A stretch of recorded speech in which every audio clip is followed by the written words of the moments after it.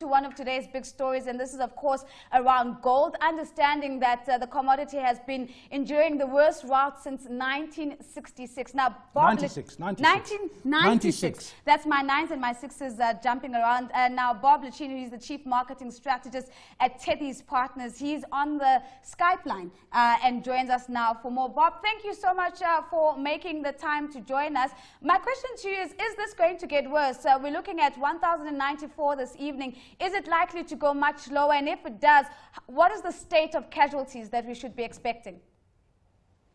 Well, thank you for having me, and I'm afraid it is going to get quite a bit worse. I think whenever you have moves like this, first of all, you start with the move up that we saw in the precious metals from 2007 that was really unprecedented from a percentage basis as well as a price basis. And when you see those kinds of a move, I mean, risk and reward are inexorable. You expect this kind of a drop-off when it finally does end.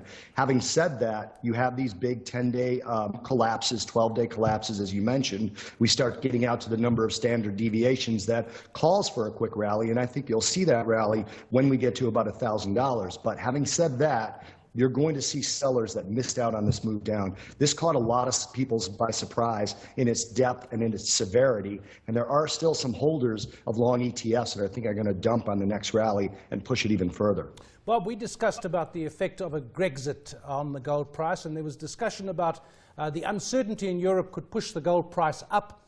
In fact, maybe the gold price was up, and now with more optimism about Europe, it's going down quite sharply.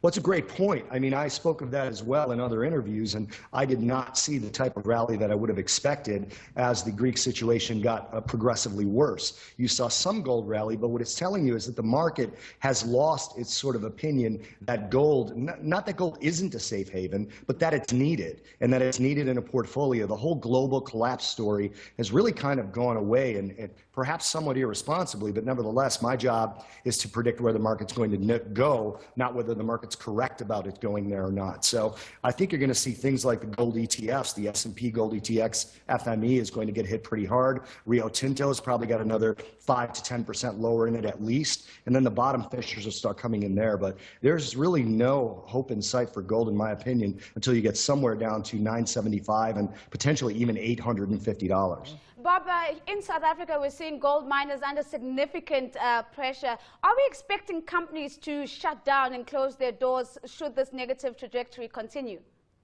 I don't think that that's going to happen just yet. You will see layoffs, however. You're going to see layoffs and cost cutting first. It's very similar to the story we saw with the horizontal drillers here in the U.S. in terms of oil. When the oil price decline fell, I would argue it has a similar chart to gold right now. When the fall started last year in July, they held on as long as they could. And first they started with salary cuts and then some equipment reduction and then finally layoffs. And then after that, you started to see some closures. So I don't think you have to worry about that just yet in the short term.